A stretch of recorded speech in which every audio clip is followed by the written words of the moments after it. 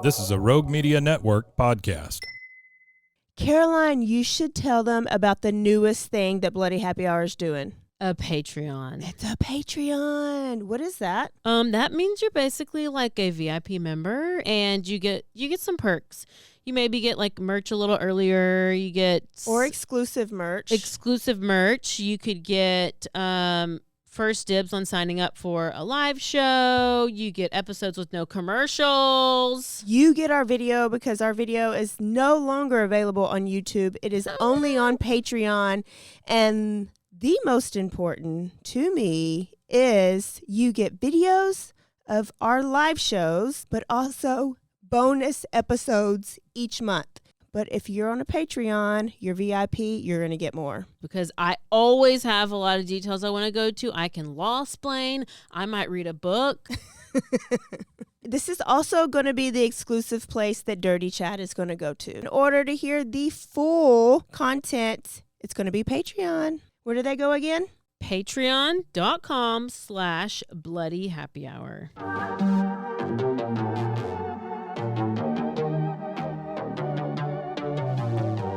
Hey y'all, I'm April. And I'm Caroline. And This is your Bloody Happy Hour. Caroline, are you ready for this? This is your newest guilty pleasure. It's the bloodiest part of your week. Did we say something about it also being happy hour? Show did. Because we about to be sipping on some murder. Bloody Happy Hour.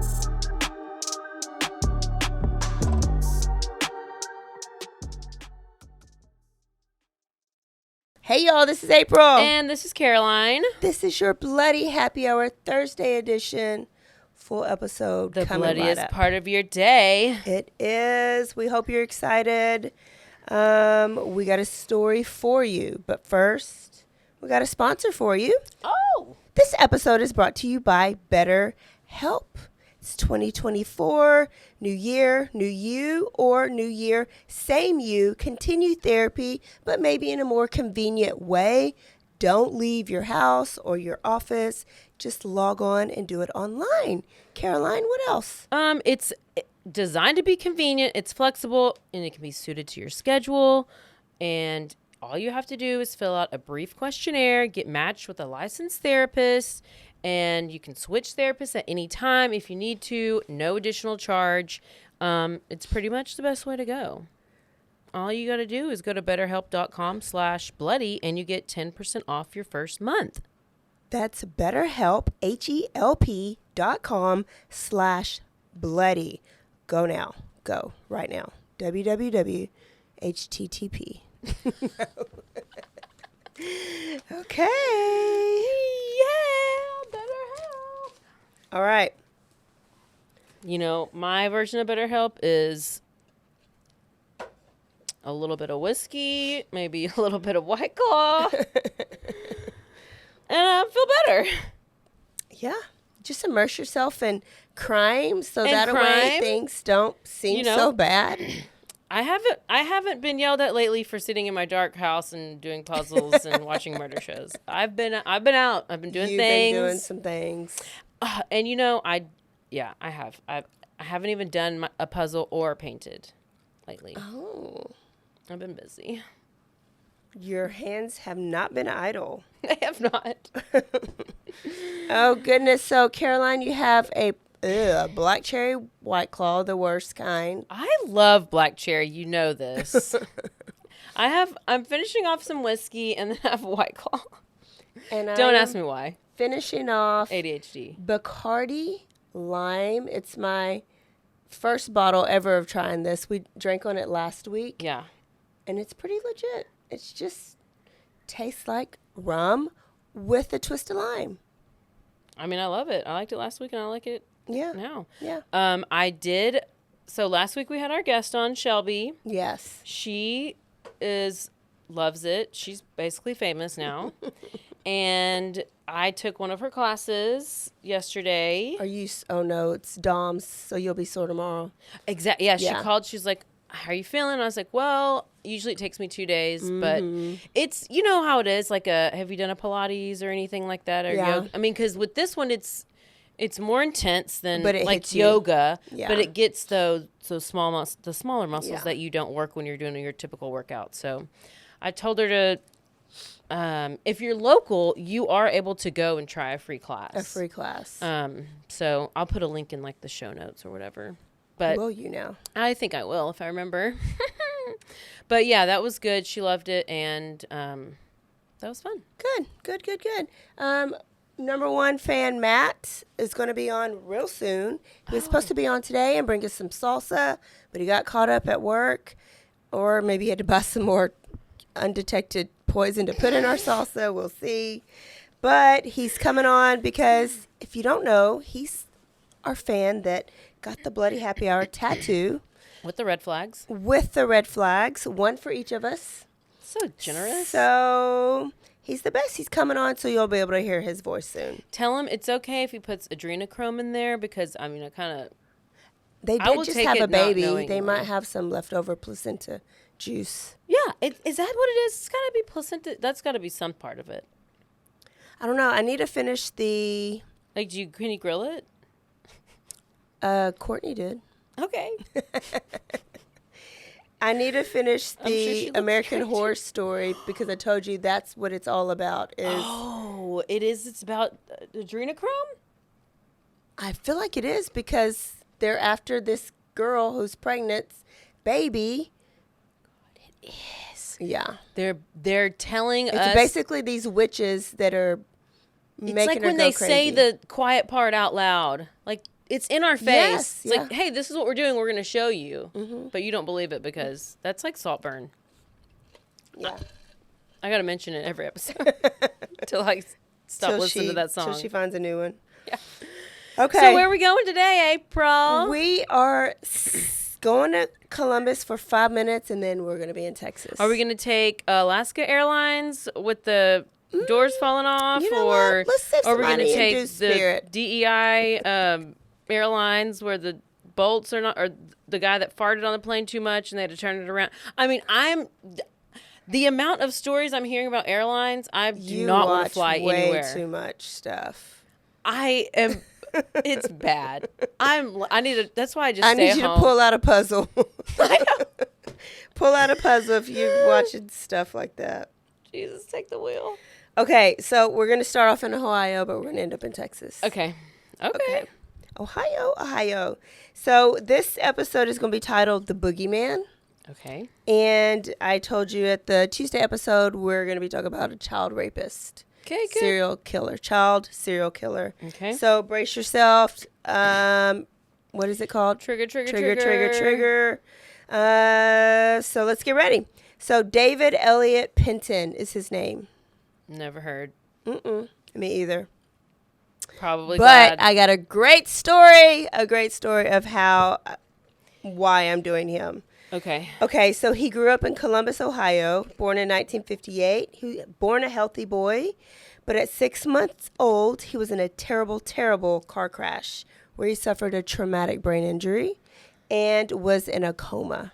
Red flag. We know where that's going. So when he woke up, he did wake up. His mom was dedicated to like his care and just making sure that this wasn't going to face him, control the rest of his life, right? And so at first, when he was a young kid, he was a sweet kid. He was a little bit delayed, so he's described as a sweet, slow kid. Okay. But when he went through, I want to say hormones, but that's not it. Well, whenever he When was you go just, through your yeah, puberty? When you go puberty. through puberty. Do we know words? I don't think we do. It's I'm fine. having a horrible time with word recall. His mood changed a little bit, and he was horrible to his sister. Okay. When in school, he was a little behind in school. He was held back in grade school, but then held back his senior year when it counted. So that means he couldn't graduate. They probably should let him go. Get him out to school. And so he's not allowed to graduate. He had to repeat his senior year, but that was humiliating to him. And so instead of repeating his senior year, he dropped out. And where do you think he decided to go? Now, a word from our sponsors.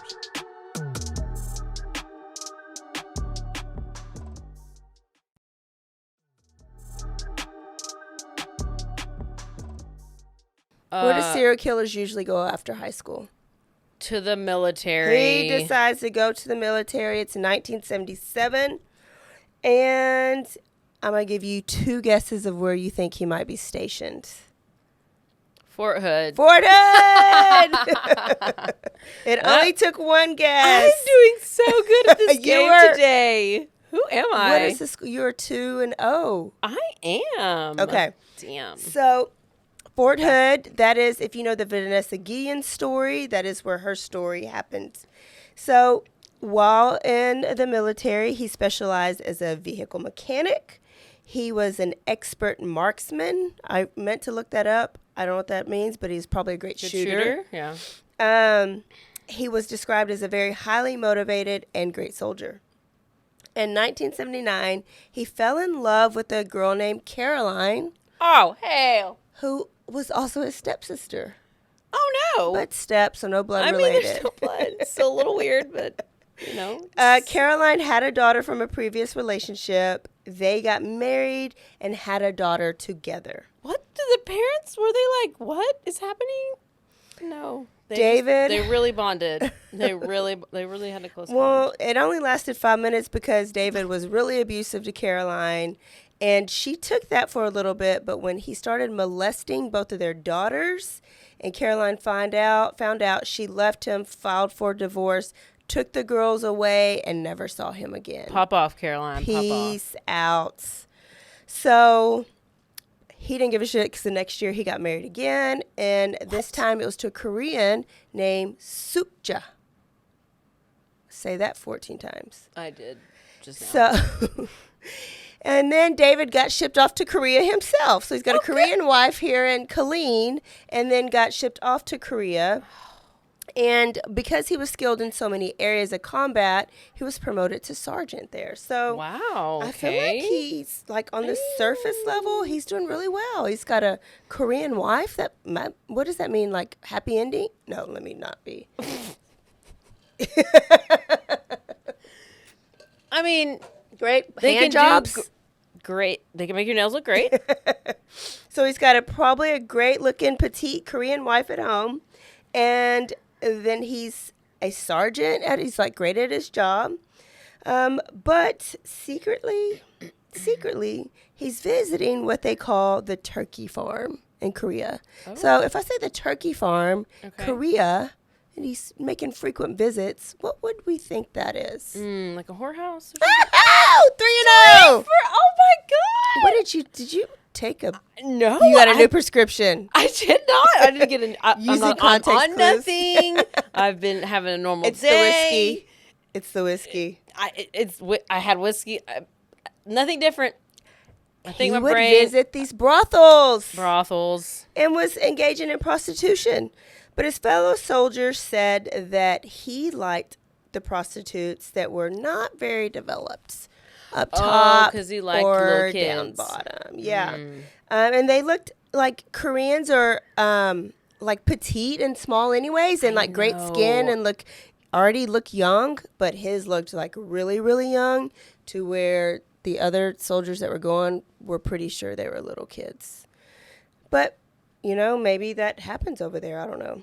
Now, going to the turkey farm, which they called it the turkey farm, was forbidden in the Army, but the Army didn't find out about that. They did find out that he smuggled alcohol into the base. And when they found out about that, they demoted him and sent his ass back to Fort Hood. Okay. So, win-win for him because he's back at home with Suchka. And Suchka gets pregnant, and they have a little boy named Michael. Oh gosh. So David has Michael. Now, Michael's about 2 months old, and Suchka leaves, and David's at home with the baby, and the baby cries. Babies cry. That's what they do. That's what they do. They eat, sleep, poop, and cry. And David can't handle it, and he tries to console him, but that didn't work, so he decides to shake the shit out of the baby. Oh my gosh. I did see an article about this. Was this recent? Nope, this was 1977. Oh my God! Then somebody else just did this. Maybe so. Okay, go. So when Sutka got home, little Michael was dead. She immediately called the police. David was arrested that night for manslaughter. Because he just shook him. Shook him. Yeah. Shaken baby. Well, We yeah. now know that shaken baby syndrome. Well, yeah. He lost his patience, and she wasn't even gone long. I can't even. Oh, Lost his patience and shook him, and he died. So he was arrested that night for manslaughter, but he posted bond or something. Like, he got out pretty quick. And when he got out, he immediately left town in their brown and white striped van. Oh, Red hell flag. no. He's going to go change Red it up, flag. be an ice cream delivery truck guy with the little. So close. Wow. Okay, and this is really when the boogeyman comes out. David kind of starts hunting. And so he decides to go to the DFW area. And it's January 19th, 1985. What was last Friday? January Maybe 19th. that's why I saw it. Maybe. Oh, 1985. gosh. 1985 was a great year. 5-year-old Christy Lynn Meeks was outside playing with her sister, her brother, and some other friends Neighborhood kids. in Mesquite, Texas. They're at the Charter Oaks Apartments. They were playing hide and seek. They had been roller skating, doing all the little kid things. Yeah. Christy was wearing blue jeans, her Cabbage Patch, remember Cabbage Patch? Yes. Tennis shoes, and her rainbow shirt. And a man walked up to them and asked them if they wanted some cookies. He had a whole bunch of cookies back at his van. Oh, hell yeah. I'd been like, yeah, let's go get cookies. Yeah. Well, Christy was like, yeah. Yeah. Sister was like, No. no way. She must Sister have been, knew. the older sister must have been. Sister knew. No. We don't take candy from strangers. So she tried to tell them no. She was able to grab brother, but was not able to grab sister. Christy wasn't having it. Oh, she was hard-headed. So she must went, have been a middle child. That was probably you. Mm-hmm. So sister, brother ran to mom, told mom what was going on. By the time mom got down there, Christy was gone. The man was gone. The van was The gone. van was gone. Now, Linda Meeks called the police. They scoured the area. They scoured local parks, playground. They questioned all the children outside. But these are young children, like Christy was 5. And so the kids were all around that age. So you got different stories. You got, the man was wearing tennis shoes. The man offered us candy. The man offered us cookie. He had a van. He had a yellow car. Different, like it was all different stories that was everywhere. So the police really didn't get anywhere. Now, the parents are divorced. So Dad was at his house. They were visiting mom. It was like mom's weekend. And Dad kind of starts playing the blame game. Like, you should have been out there watching them. But they soon decide to work together, and they put their money together, and they're like, let's offer an award. We need to do everything we need to do. We need to find Christy. So they get $5,000, and they put a reward out for any information leading to the finding of Christy. People add to it. It goes to $10,000. But there's just no leads. There's tip lines, no leads. Her face was on milk cartons because, like, days turns into weeks. Weeks turns into months. Her days, back then, you had, like, the little Why do they milk stop putting cartons. faces on milk cartons? Well, we have plastic now. You can still put the almond milk is. Put on almond milk. Put So, on like, almond 5 milk. people will be. They gotta figure it out. Even back then. Well, it's because nowadays they just or on their phone. they're all pedophiles. So Even back then, when you go to a movie, like we see credits and like preview before, they would put all the missing people like on the movie screen. well, wish they would do that. But So she no. was getting national attention. And in April, so it happened in January. April, 1985, 2 fishermen were fishing on Lake Texoma. Oh, no. Lake Texoma is 150 miles away. Wow. They saw a doll floating in the water. Or what they thought was a doll. It's never then a doll. Then they go closer. It's never and a they're mannequin. like, oh, it's a dead bird. Oh. No, it's not a dead bird. And when they got closer, they saw that it was a child's body. Oh, good God. They called the police. The police recovered the body, and it was so decomposed. I mean, imagine it had been month 4, and had probably been in the water for a long time. They couldn't tell if it was a boy or girl.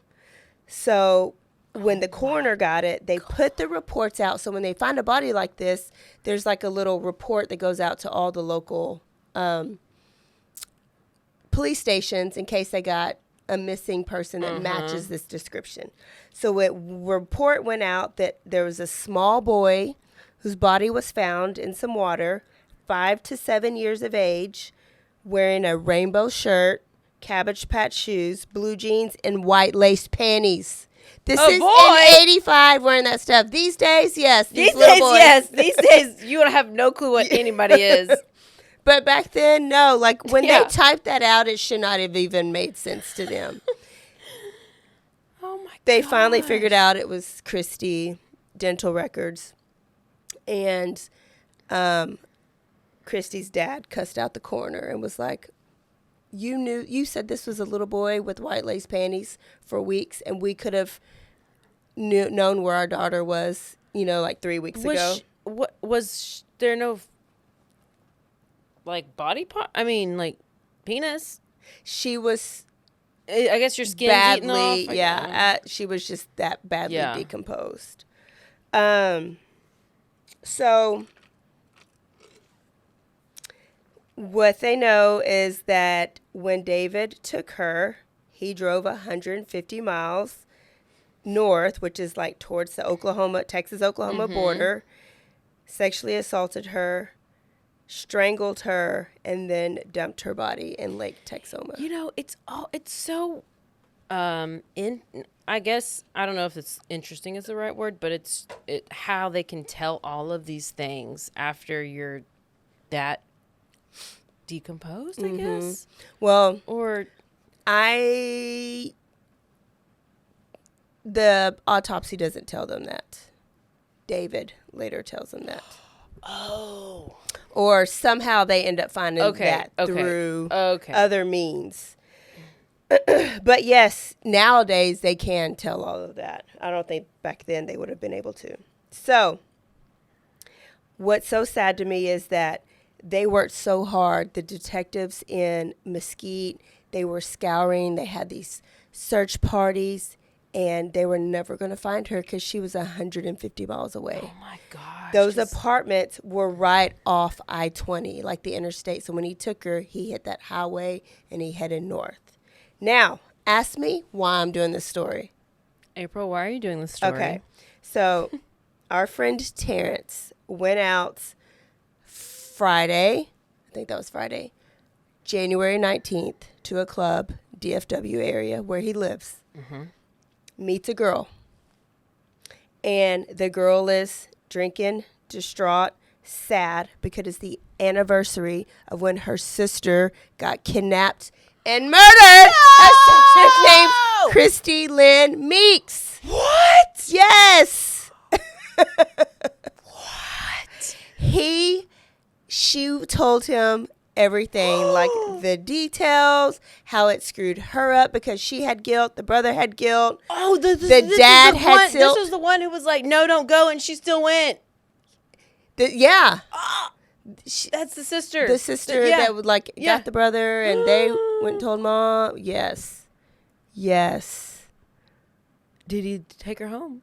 No, he was so freaked out. Bitch, don't be telling that story on the first time you see in the bar. It was on the anniversary. So then he's telling Sweet Pea this.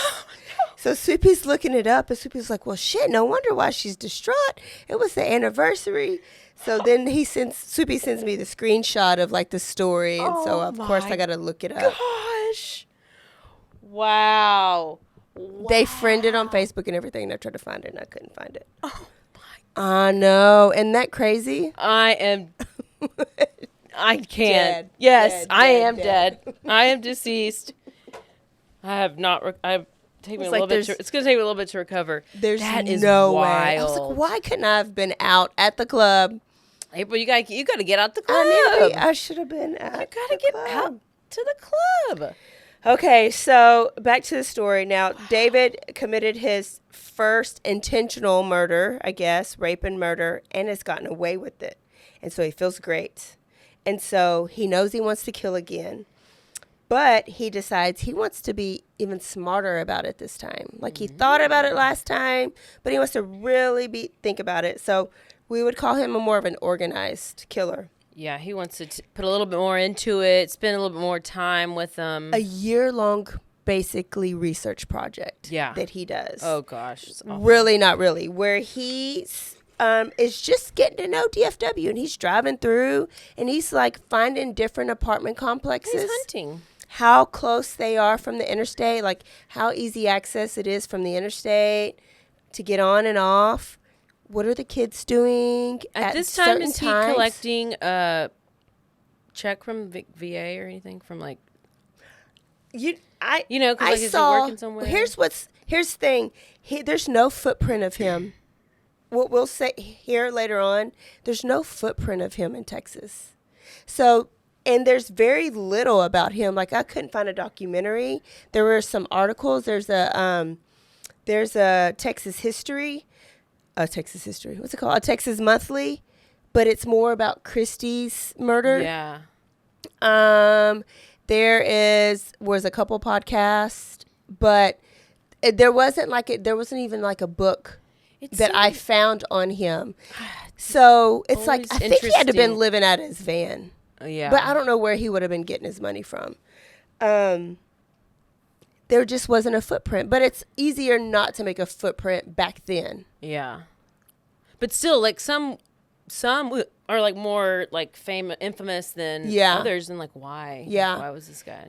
But he wouldn't have been collecting a VA check because he's wanted, right? He had escaped from or posted bond and then jumped bond. I always want to know like did they have a job? Like Dennis Rader, he had a couple weird jobs, but he was doing all this hunting and killing while he's like preaching at the church. He spends the next year like seeing what apartment complex has the most kids, and then where are the adults? Are the adults watching them? Is there good supervision? Is there not good supervision? What are the high traffic times that kids are outside playing? And then in the morning time, what kids are walking to school by themselves? Kids are walking to school in groups? Like he was out there and he was watching multiple elementary schools, multiple apartment complex.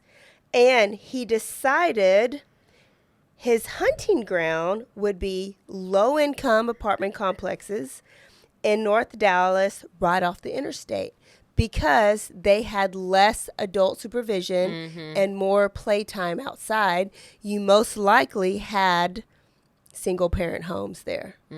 Yeah. So there was only one parent that was probably inside tending to other kids or cooking or cleaning that couldn't be outside watching the kids. So the kids were probably watching themselves. February 12th, 1986. Is this the day before you were born? Yes. Okay. Tiffany Ibarra usually walked to school with a group of her friends. But this morning, her friends went without her, so she walked alone. David pulled up and asked her if she wanted some cookies. He had a bunch of cookies and sweets in his van. This was so basic. So basic. Like he did exactly what you're taught in school not to do. Don't take cookies. Don't take any anything from a stranger. You're gonna pull up next to me. You're gonna drive up. Do you want a cookie? I mean, he switched it from candies to cookies. He was at least I'm just gonna tell you now. You I would have done it. I would have taken. I'm like, yeah, hell yeah, I'd love. Give me some Oreos. Yes. Like what?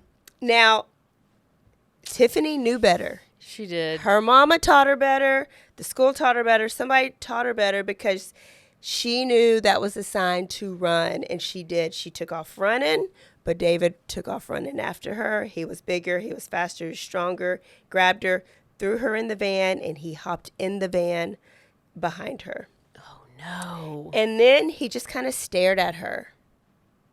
And then he reached in the front and got one of those old school, like, cellular phone bags, like they used to come in like the suitcase bag things, and said, call your mom and tell her you've been kidnapped. Okay? So she did. Called her, crying, Mom, I've been kidnapped. I was walking to school by myself. Mom starts to ask questions. He takes the phone, hangs it up, and tells her, you better not ever walk to school, walk by yourself alone again. If I see you, I will not let you go. Next time, I will not let you go. Then he let her out of his van. What? She ran off crying and went home. So every once in a while, you'll get these stories like from serial killers where they'll randomly let a victim go. I need to know why, though. So do we find out? They say that it's like part of the control. The fact that part of the it's game. like catch and release, right? Yeah. You're a fisherman and you can catch them and you can take them home and cook them. But sometimes you just go and you catch and you throw them back in because you just don't feel like it that day. Yeah. You're like, okay, I know that I could kidnap. I got it. Yeah. But I don't like this one. So I'm going to let her go. Or I'm not in the mood. Or yeah. Just whatever. Oh my gosh. It's just like the fact scary. that he could have. So she went home. She cried to her mom. Her mom called the school. And the school called the police. Well, our mom didn't call the police immediately. The police came. They looked for the van everywhere. Her mom started thinking, does Tiffany just not want to go to school? Oh, no. Is she just getting out of school? So kind of starts to second Tiffany guess always her. tried to get out of school? Mama, no, listen to the Tiffany. Listen to her. It was just, I guess, so unbelievable to her. I know, which it is. And then... But they found the van anywhere, not in any neighborhoods, not in the apartments. Like, nobody recognized it. So the police even started to think, was Tiffany kind of This is literally like your story that you did that just came out on Netflix that everybody's talking about with the boyfriend and girlfriend who were kidnapped and they let them go. Mm-hmm. Everybody's freaking out about that show that just came out on Netflix. Oh, I did see that. And they're like, oh my God, I can't believe the FBI, the police were like this and they didn't believe them. And oh my gosh. Yeah. At the end, we're going to be very pleased with all the police involved with this. But right I can see how you just don't have, like, back like, in the... What? Like, you're just... You want to probably not believe the worst, I guess. Yeah. Unless I'd like you're to me. Or me. So... But 3 days later, David was back in the mood. So on February 15th, he saw 9-year-old Christy Proctor. She was walking home from a friend's house by herself. So what usually happened is her and her friend would walk each other halfway there, and then Christy would finish the rest of the way home. Her mom would be outside waiting on her, like watch her. Well, Christy never showed up. Oh, no. This was the day after Valentine's Day, and Christy was given a Valentine's Day box. David pulled up, and all we know is that he grabbed her because her Valentine's Day box was in the street, like in the middle of the street. Oh, no. Her mom, Laura, becomes very worried and goes and tries to go towards the route that Christy would be walking to look for her, and found the Valentine's Day box and immediately knows something's wrong. So she calls the police. They do search and rescue. Nothing turns up. Christy's body would not be found for 2 years. They do not find her for until April of 1988. David takes her 8 miles away to Plano, Texas, rapes her, strangles her, and hides her body underneath an abandoned mattress in a random field somewhere. A random abandoned mattress in a field? They find her 2 years later. So now they believe some Tiffany. Oh, hell. Well, you know, Tiffany's... Now they go back to Tiffany. You usually can't believe a Tiffany, but I guess today you can. So they go back to Tiffany, and they get a composite sketch done on this guy. Oh, gosh. What does he look like? He looks like an unattractive white male with his hair part down in the middle and a gap tooth. And that's it. Just I'm like disgusted real basic. already. I'm disgusted. Disgusted. I already forgot his name. I'm so disgusted. And then David goes off the grid for David. about a year. Good. Maybe he offs himself.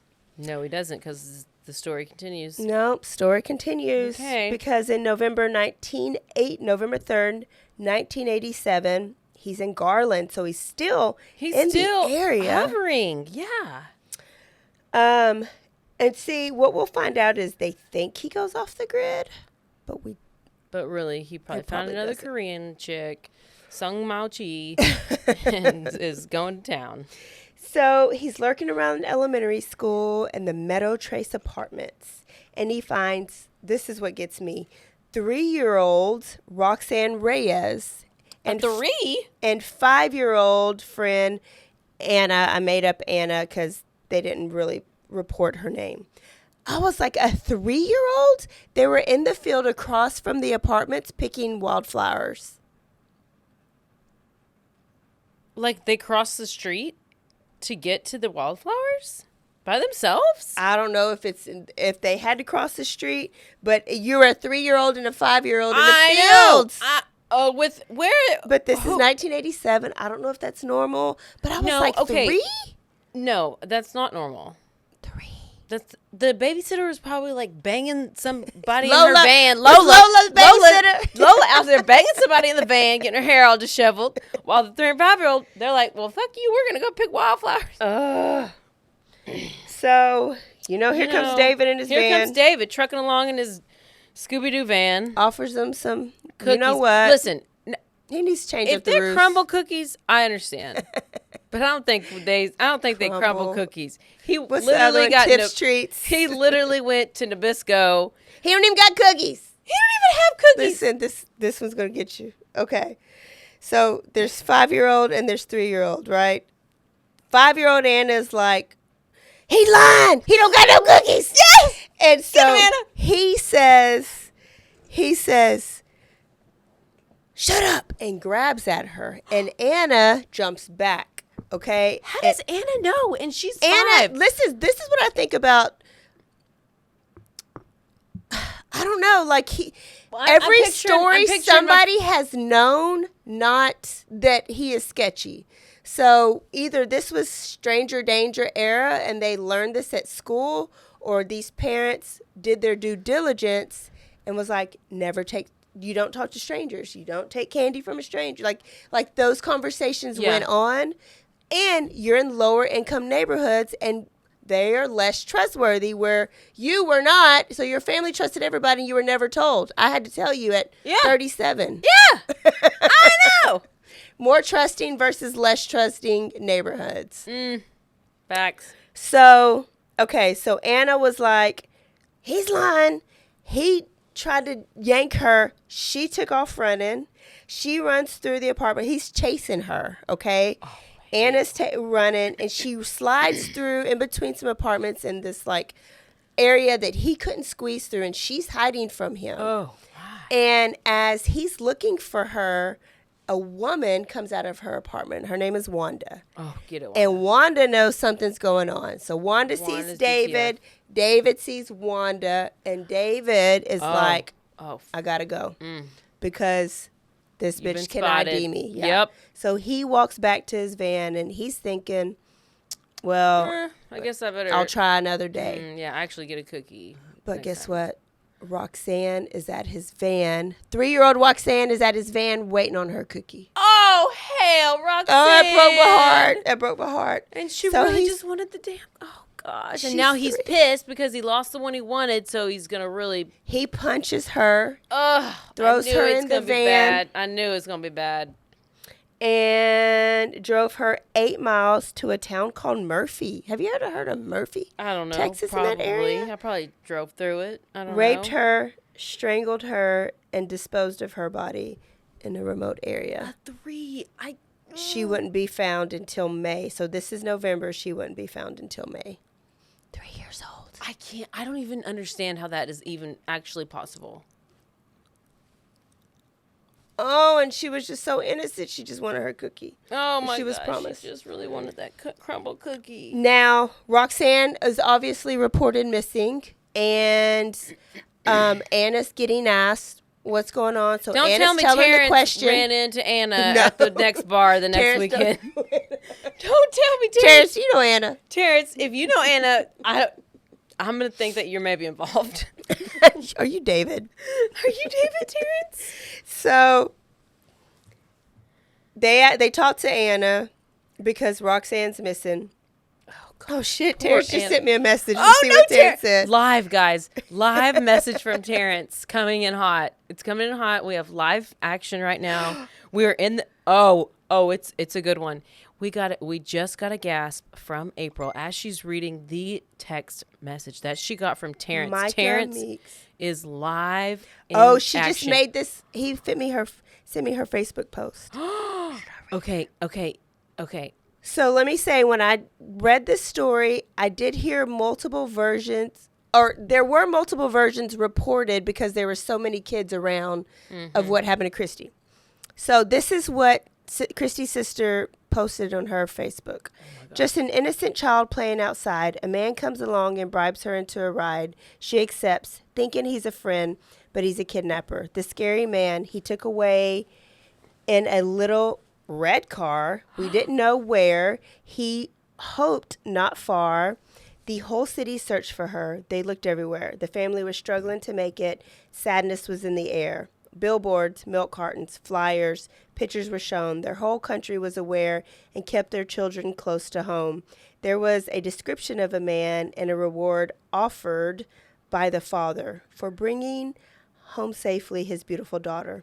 A call came in 3 months had went by. We have found our little girl. Could you come down and identify? After everyone had prayed that she'd be found, she was in Lake Texoma where she had drowned. Oh. That man took something special away. My sister, her life, and her beautiful face. In loving memory of Christy Lynn Meeks. Love your big sister, Micah? M-I-K-A-H. When I tell others about the story of Christy and all that followed, the question I've gotten the most over the years is, I don't know how you do it. The truth is, it's damn hard. At times, I didn't know if I was going to get through the pain. In 2005, the 30th anniversary of Christy's kidnapping, followed by the book that detailed a bit too much for this sheltered from many of the details little girl. I survived that year truly by the grace of God, and every day since. I work on facing and trying to deal with the tragic events of my life that for 40 years I neglected or attempted to deal with in negative ways. Oh. Unfortunately, there's only so long the body can handle such pain before it tries to give up on you. Eventually, I learned I had to face what I had worked so hard to never think about. But I stand up today knowing I made it through yesterday, which was the 19th, when she posted this, the 39th year of having to relive the most memorable and horrific night of my life. And I'm still here. Oh my gosh. That is wild. Wow. They're talking to Anna, and then they talked to the lady, and they did a composite sketch. Oh, yeah. Right?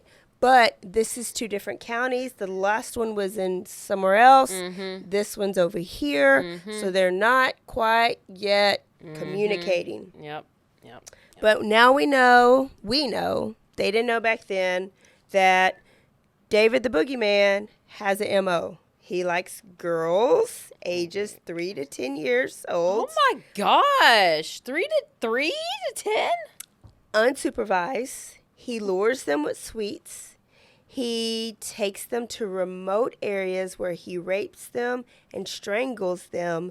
The part that he plans out the most is the dumping areas. All child serial killers do. And did you know that strangulation is the most common form or common method of a child serial killer? I didn't actually know that was a fact, but it seems Now that you think about it, though that because there's no. Maybe that's like the easiest. Maybe that seems like the easiest, most sympathetic, like less. Because I don't know how to describe it. Violent way to do it. Yeah. Because in their mind, they really like want and love these kids. A lot of them. Or so they don't it could stab be like and a Ted shoot Bundy them. thing where do they Watch their life leave their body as they do the thing? Oh.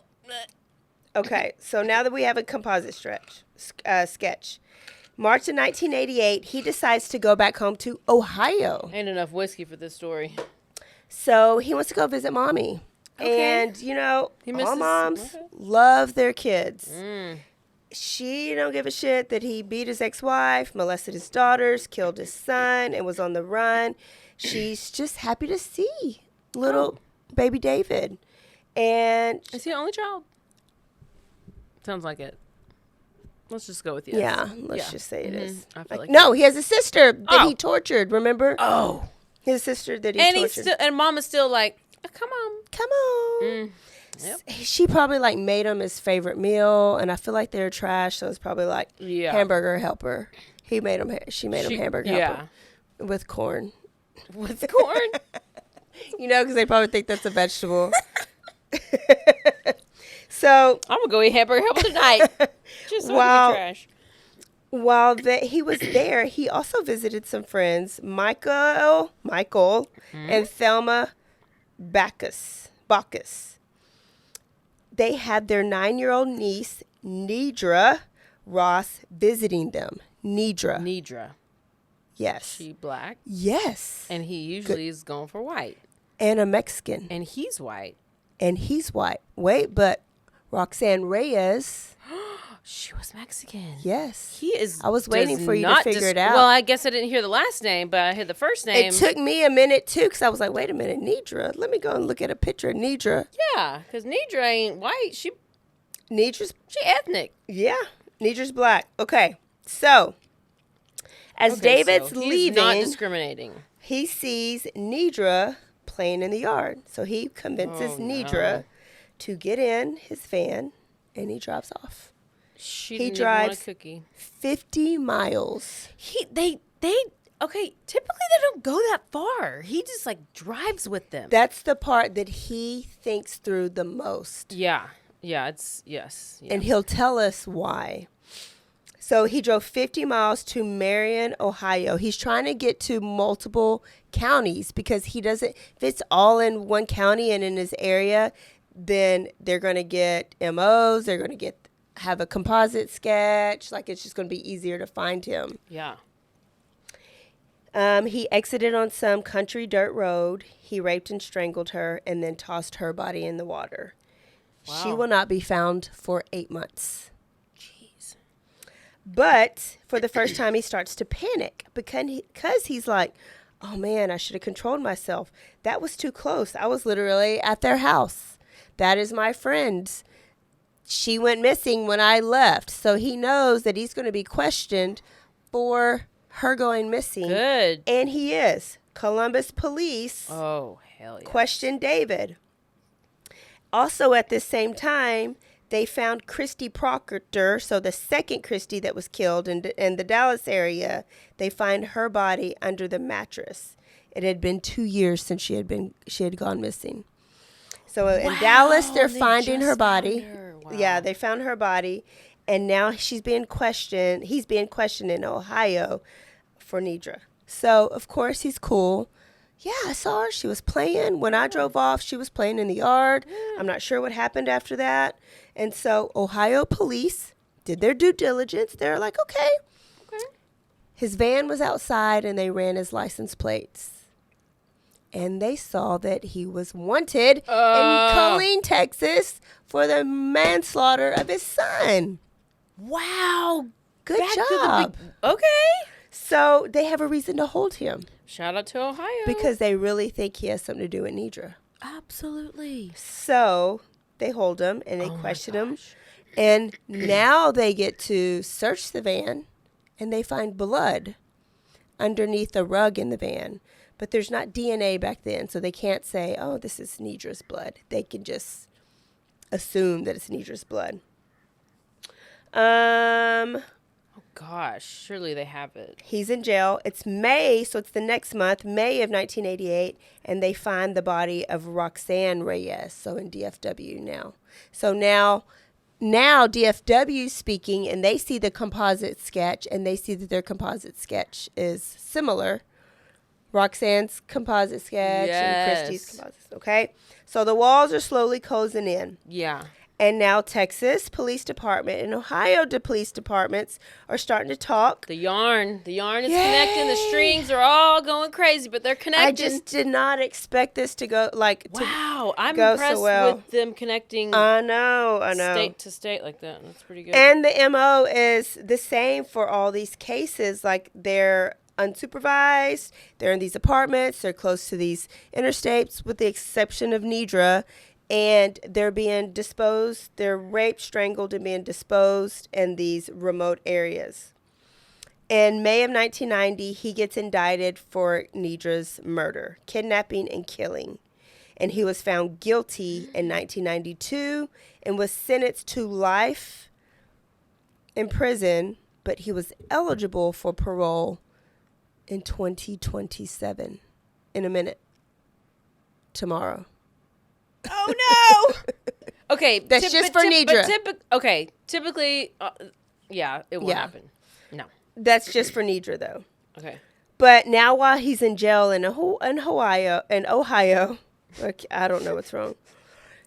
There's a detective, Gary Sweet, that's in Texas that knows he's good for these murders and wants to link him to it. So he's working on it down there.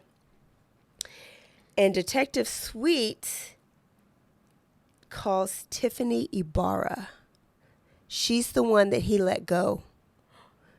Oh, out of the van. Yeah, who and made so the phone call. Yeah. He's like, if we need you to, can you identify the person? She's like, absolutely. Do you think you would remember? She's like, oh hell yes. If he's in the other room, I can point him out to you. Let's go. So, and then this detective gets a call from one of David's cellmates, Sonny. Now, I don't know if they still have this, but they basically have a sex offender child molester ward because they're all together.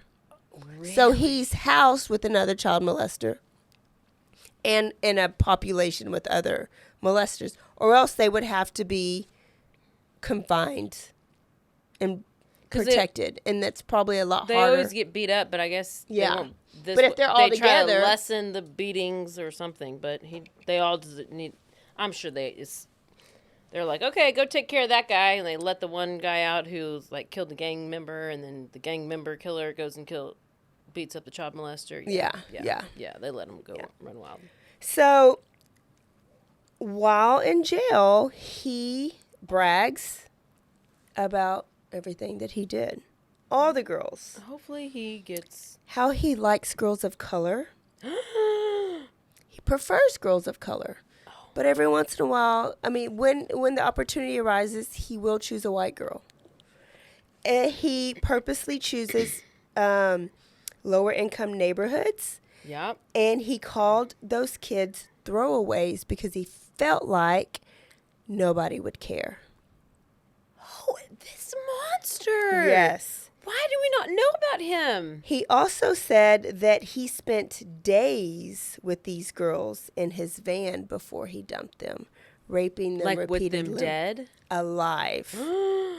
Raping them and torturing them before he killed them and dumped them. It wasn't just like a one and done. Like, I have to think in my head, it doesn't even work. It doesn't even work, but I'm like, what did these... You're like, did you live a previous life and you were like a horrible, like you were the rapist and then now you're being raped? Oh, I can't. I don't even know. I need to stop. there's no way to understand There's it. really no It's just way. evil. It is evil. It is evil, and it is actually Satan. That is Satan. Oh, that is, 100%. Oh, 100%.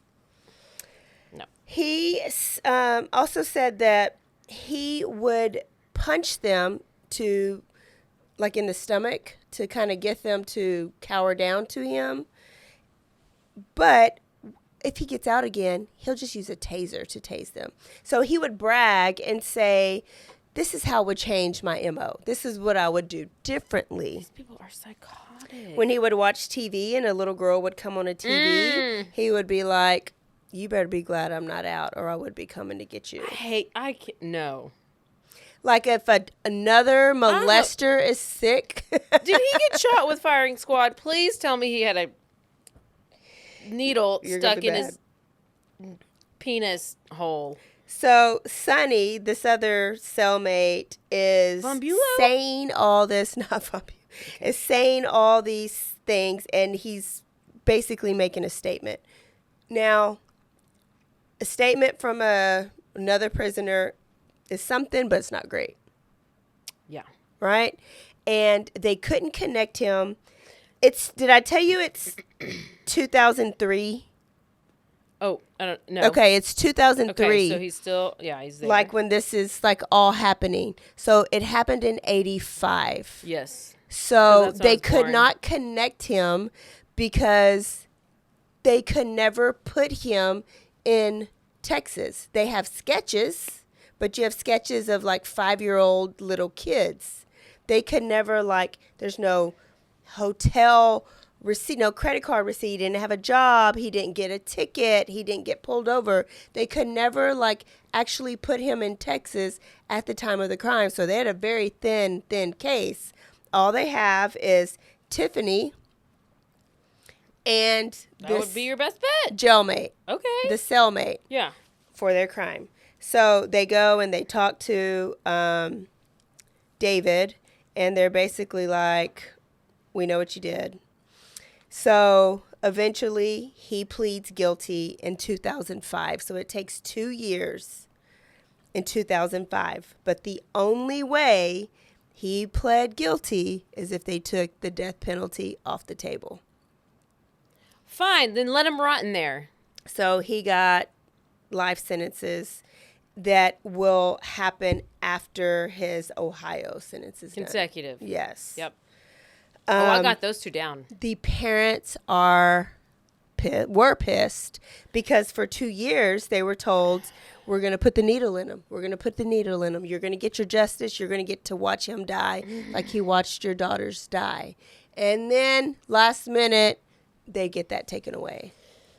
I just never know how to feel about that because it's like, I feel like it's almost worse if you just rot in there. I mean, yeah, like, the easy way out is to be injected with the needle and you go to sleep and like, I don't know, but it's gotta be, I'm not in the situation. I'm not having to, I would probably want him to have the death penalty too if I was the parent. Yeah. Absolutely. Yeah.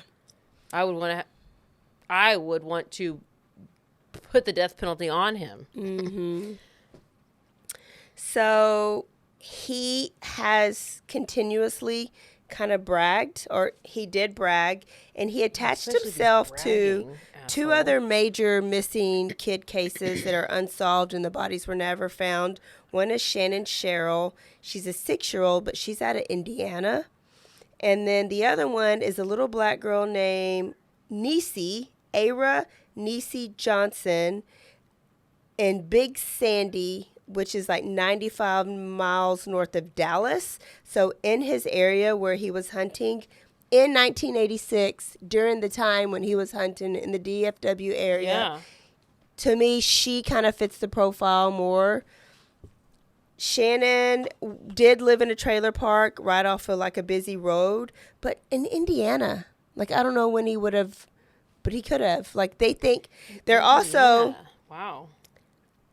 trying to link him to Why at would he least not- 20 other missing children cases because he has talked that much and named specific names and specific things about cases that only the killer would know. Say his name again. David Elliot We don't even know his name. Penton. See, that's David Elliot Penton. Pinton. Penton.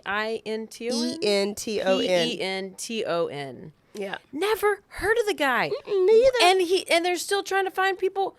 There's too Why many. is there- We can't hear about all of them. There's just too many. But he's But that's still a bad in one. Hawaii. That's a really, really bad one. That's a real bad one. I We know. should hear about him.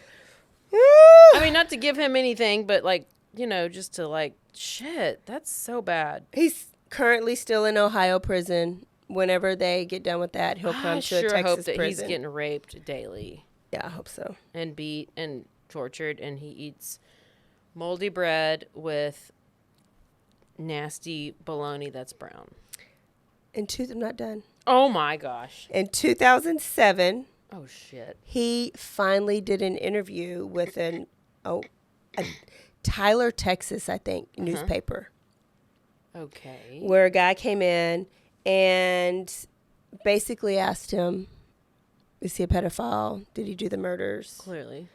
And obviously he said he's innocent and that You've been bragging about it. only confessed because he was going to die. He confessed to keep his life, to live, and to avoid a trial and the needle, because he knew that they were going to convict him. Then is what he thought. But he says now he knows that they have exactly no evidence against him, Except which for I Tiffany. agree is correct. How about Tiffany? Yeah, but Tiffany was like 7, and I this don't care. is 40 years later. I'm pissed. Continue. And then you got a jailhouse informant who they now are giving less sentence. Yeah, snitches. I know the jail. Because he informed. Can't be trusted. And so his story is it was easier for him to just say he did it and live and just be in jail. That would have been easier on his family. It would have been easier on him, and that's the only way for him to live. He cares about who's his family. His mama that kicked some hamburger helper and corn. Well, easier on your mama because you ain't married. Your Korean wife done bounced on you. She's And like, his sister says he's guilty and she would not take her kids around him because Yeah, she she said that they shouldn't. would What, you get gonna bring him to prison. molested. Yeah, there she is now. Is that her? Wow, That's it. that was That's it. A terrible, great That was the story. worst. That was the worst story, but it was great. And I hate that guy, and I want him to maybe We don't want him to get. I don't know what I want. I want him to burn alive while he's stepping across needles and the most painful thing. And while you're getting paper cut all over your head. Paper cuts literally are the worst. I've been watching Saw. I watched all the Saws again. Oh, and you won't watch Saltburn? The torture that they go through, he needs to go through one of those torture chambers. Yeah, they need to pluck his fingernails. Oh, it's the worst. I could not imagine. Can you, I get a hangnail and I'm like, like death. I want them to plier out his teeth one by one and stick a needle in his eye. I had a classmate that did that to a girl down in San Antonio. Stuck a needle in their eye? Pulled out their teeth with pliers. Tied her up in a chair because she smoked all the drugs. Oh! Bitch, Pulled out the teeth with listen, pliers. bitch, when it comes to drugs, don't be smoking all them drugs. You're going to get your teeth pulled out. Jesus. April, let's say a prayer. Hail Mary, full of grace. The Lord is with thee. Blessed art thou among women, and blessed is the fruit of thy womb. I don't know that one. Goodness. Wow, We great. hope y'all Good stuff. I'm going to go bathe in not holy water enjoy it. now. We hope y'all did not enjoy I that. hope you did. I hope you were miserable the whole time. Yeah. But that was a good story.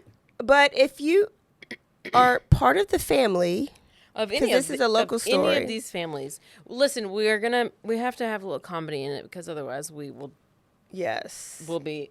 You'll find me at the top of the Eiffel. What is this place? The Alico building. Yeah. Hanging. Yeah. Jumping out of a window. We're glad there's some type of justice for. Oh gosh. For Christy, for Roxanne, for the other Christy, Tink. for Nidra. Wait, Tink is somebody else. Oh lordy. Oh, that was the I'll runner. show you that. Yep. Yeah. Okay, y'all. We will see y'all next time. Go give us a review. Send us a rating. Send us some money for happy hour next week. And subscribe to our Patreon. We will see y'all next time. Don't forget to Stay aware. stay alive. And always be DTF. Bye, y'all. Goodbye.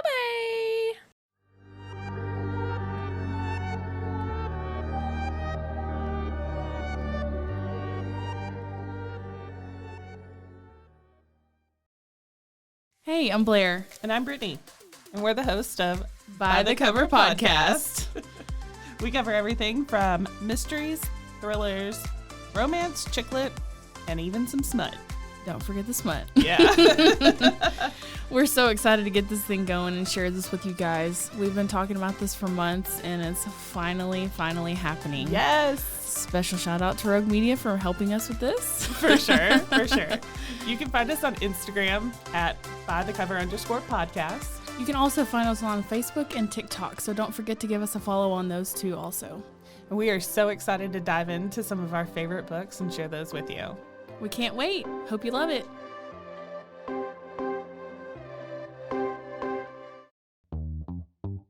Hi, and welcome to Bustles and Bangers with your hostess, Rachel and Christopher. I love it when you say my name.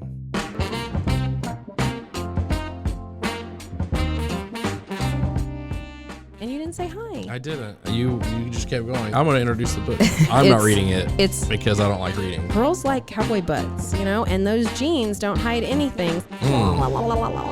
Find us on Instagram at Bustles and Bangers or on RogueMediaNetwork.com. Hey, I'm Katie.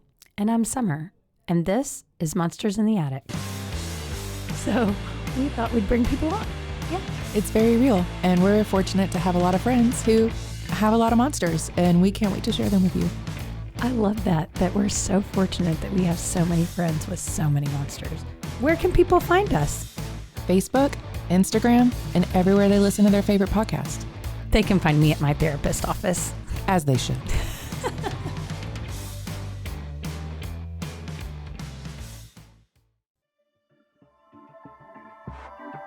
This has been a Rogue Media Network production.